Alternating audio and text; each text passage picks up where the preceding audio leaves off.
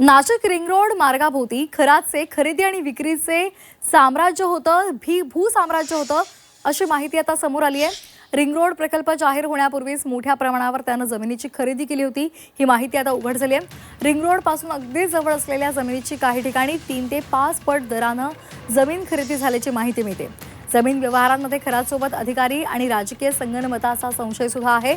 अनेक अधिकाऱ्यांचा ब्लॅक मनी जिरवल्याची शक्यता सुद्धा आपल्याला वर्तवल्याचं दिसतंय।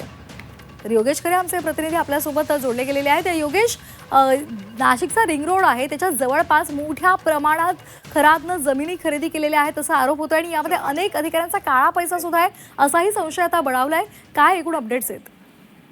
खरंय, आजपासून रिंग रोडच्या परिसरातल्या जमिनींची खरेदीला सुरुवात होते आहे। पहिली खरेदी जी आहे ती आज होणार आहे आणि जिल्हा प्रशासन 1.90 कोटी रुपये हेक्टरी असा दर देणार आहे।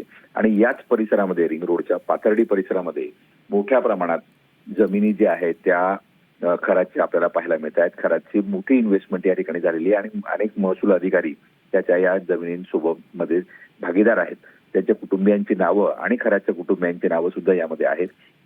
आणि आपण जर बघितलं तर जमिनींमध्ये सहसा मोठ्या प्रमाणामध्ये जो काळा पैसा असतो तो जिरत असतो।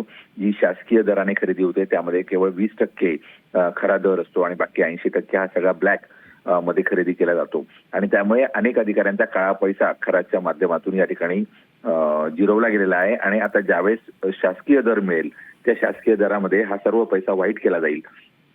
त्यामुळे हवाला आणि मोठ्या मोठे काळ्या पैशांचे व्यवहार ही खरातने केल्याचंही समोर आले। आणि रिंग रोडच्या या भूसंपादनामध्ये म्हणजे आजपासून हा सर्व पैसा अकाउंटमध्ये खरेदी होणार आहे आणि खरातला तो मिळणार का, खरात सोबत त्या अधिकाऱ्यांना मिळणार का, असा प्रश्न सुद्धा आता यामुळे निर्माण झाला। अगदी धन्यवाद दिलेल्या सविस्तर माहितीसाठी।